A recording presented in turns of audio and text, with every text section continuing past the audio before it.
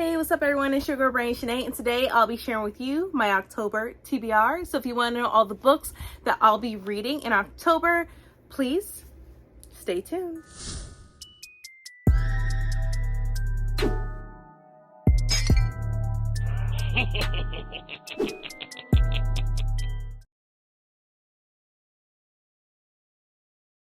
And I am back, and also if you're new to my channel, welcome. If not, welcome back. So like I said before, this is going to be my October TBR. Now, you already seen my Black Aweenathon TBR. Now, these are going to be books that I'll be reading outside of Black Aweenathon. So these are other books that I'll be reading just in general throughout October. So the first two that I have here are mangas, and it is a monster. So I'll be reading volume 5 by Naki Urasawa, and I'll be reading volume 6 in Monster. We're doing a whole read along.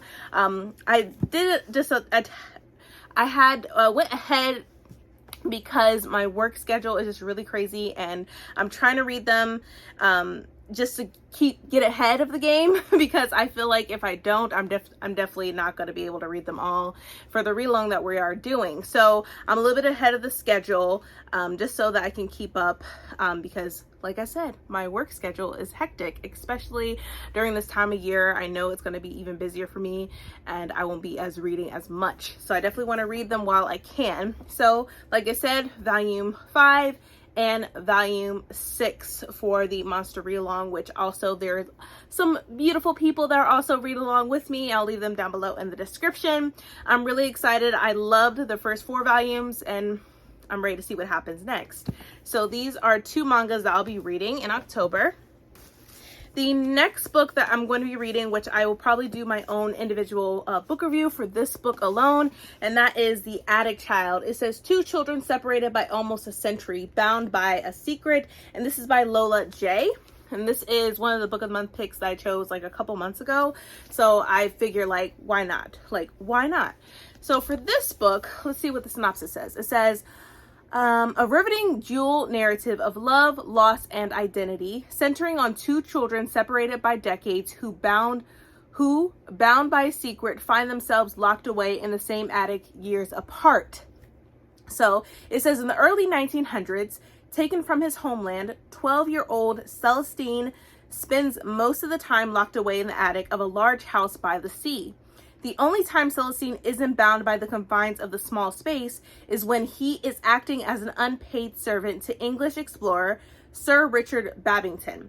As the years pass, he desperately clings to memories of his family in Africa, even as he struggles to remember his mother's face and sometimes his real name.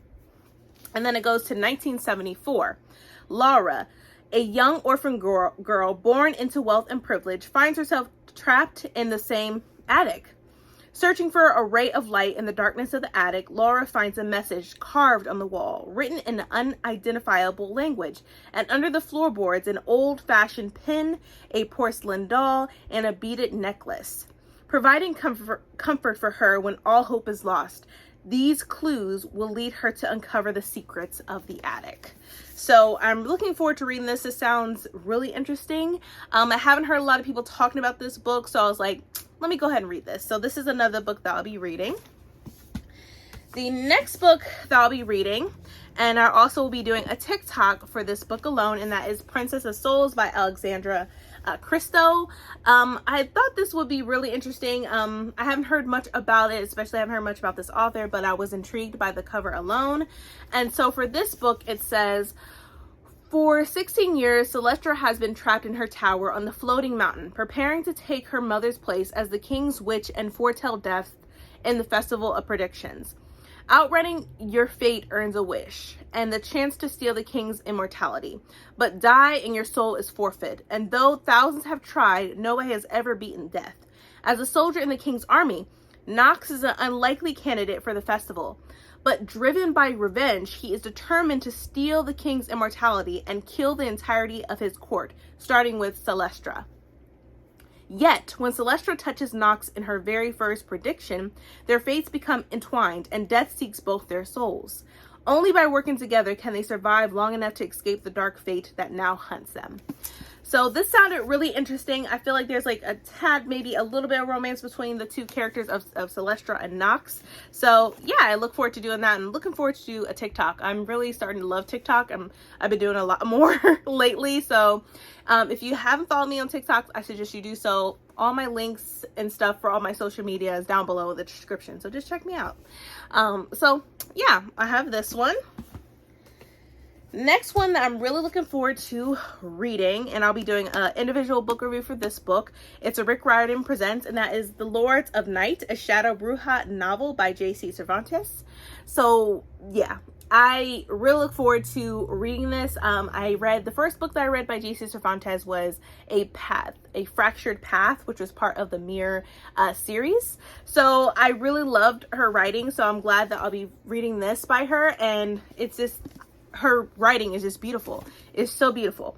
So for this book, it says 14-year-old Renata Santiago, is the most powerful god-born of them all, a bruja with the ability to manipulate shadows and a magical rope that controls time. Rin is also a girl with ordinary hopes and dreams. She's always been convinced that there's a connection between aliens and the Maya civilization, and she wishes her blog about extraterrestrial activity would garner more respect. When Rin receives an email about a possible alien sighting in Kansas, she thinks it could be her chance to prove her theory. It could also mean that the Cinco 5 renegade godborns are up to no good. Soon, Rin finds herself embroiled in a quest to prevent the troublemakers from awakening the 9 Aztec Lords of Night and overthrowing the Maya gods. None of Ren's usual friends are available to help, including her bestie Apush, the god of death. So Rin has no choice but to team up with 2 strangers, Edison, a half-demon teen, and Montero, an 11-year-old Aztec hunter. Will this oddball trio have what it takes to succeed? This isn't just another challenge. It could well be an impossible one that leaves Rin questioning her very existence. Anyone who enjoys fast-paced myth-based adventures will be swept up in this one featuring Maya and Aztec gods and their magical offspring. So this sounds really good. I'm trying to read more Rick Riordan's Presents. I know Bree from Lock Petition and Nicole, they have been doing their read along with Rick Riordan Presents books, and I'm behind. Like, I'm not gonna lie, I am behind. I do want to start reading them, like I said, so why not? So I'm gonna start reading The Lords of Night. Next book, which I'm really excited to read, and I'll also be doing another standalone book review, and that is Prince of Song and Sea by Lindsay Miller. This is going to be a whole new series where we're going to be featuring the princes. So we have like the other series with all the princesses and different points of view, and if their story was twisted and yada yada yada. So now we're going to see the perspectives of the princes. So first we're going to be dealing with the Little Mermaid, aka we're going to be dealing with Prince Eric and his perspectives prior to him meeting Ariel for the first time. So for this book, it says there are 2 sides to every happily ever after. Before Prince Eric's mother, the Queen of Valona, went missing 2 years ago, she reminded him about the details of the deadly curse that has plagued his entire life. The curse? If he were to kiss someone other than his true love, he would die. Wow. With a neighboring kingdom looking for any excuse to invade their shores and rumors of ghost pirates lurking the seas, Eric must break this curse either by finding his true love, the one with a pure soul and a voice to match, or by killing the sea witch responsible for cursing him in the first place. Now, Eric is on a quest to find the Isle of Sirian, the witch's legendary home. But after he is rescued by a mysterious young woman with a mesmerizing singing voice, Eric's heart becomes torn. Does he enter a battle he is almost certain he cannot win, or chase a love that might not even exist? So I'm really excited about this. I'm glad that they're doing that for the princes, and just have their different perspectives. What is their story? We know about the princess's story. We know about Ariel and her story. So I'm really intrigued to know more about Prince Eric, and I'm excited to see what other Disney princess or whatever, you know what I mean, that they're going to be doing for this series. But this is the first book in the series, and I am very excited to start reading it. So this is another book that I'll be reading in October. The next book that I'll be reading, which I'm very excited to read, I believe Bree and I are going to be reading this together, and that is Silver Under Nightfall. This is by Rin Shepeko. This is their first adult book, so I'm really excited. Adult fantasy. So I'm really excited because it mentioned vampires. But let me go ahead and read the synopsis for this one. So it says, Remy Pendergast is many things, the only son of the Duke of Valenbone, though his father might wish otherwise, an elite bounty hunter of rogue vampires and an outcast among his fellow reapers. His mother was the subject of gossip even before she eloped with a vampire, giving rise to the rumors that Remy is half vampire himself. Though the kingdom of Illyria barely tolerates him, Remy's father has been shaping him into a weapon to fight for the kingdom at any cost.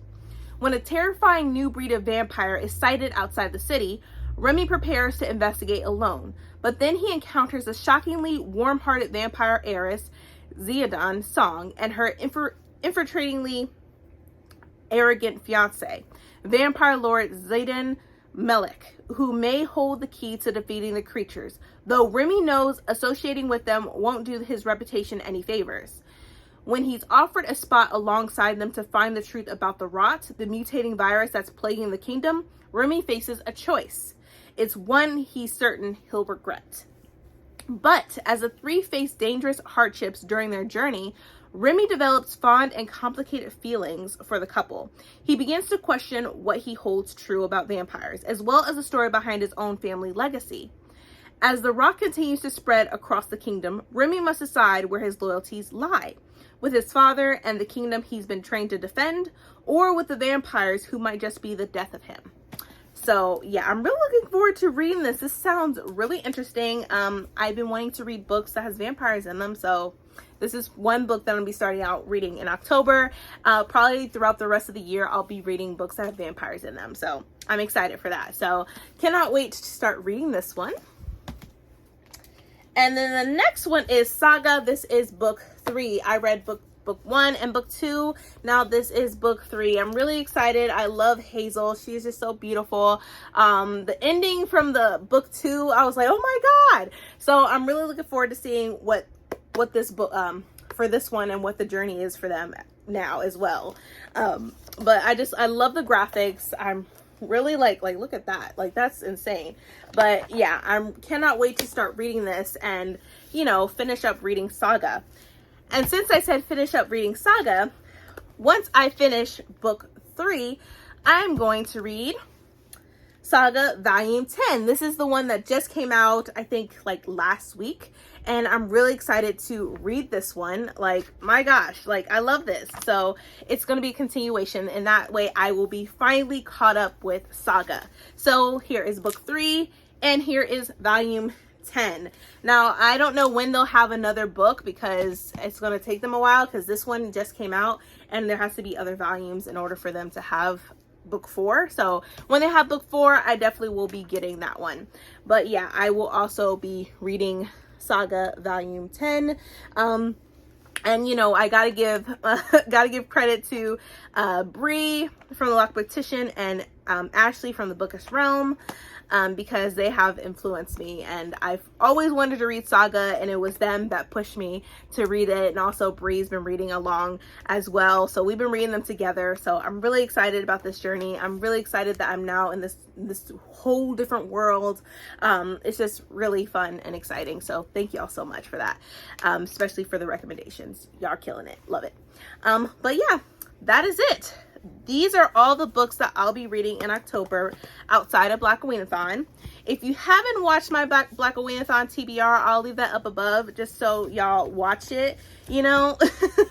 And also if you didn't know, for Black-A-Ween-A-thon, there are sprints every single day throughout the month of October. So if y'all didn't know, y'all know now. So definitely go out and support. And I'm looking forward to seeing, like, I've been seeing a lot of people's videos for Black-A-Ween-A-thon reading sprints. I've been seeing people posting on IG, so that's amazing. I'm glad y'all are loving Black-A-Ween-A-thon. But yeah, these are all the books outside of Black-A-Ween-A-thon that I'll be reading in October. I really hope you enjoyed this video. If you did, please, please, please give me a thumbs up. Also, hit that subscribe button and that bell to be notified when I upload more videos in the future. But thank you so much for watching, everyone, and please stay healthy and stay safe. See ya.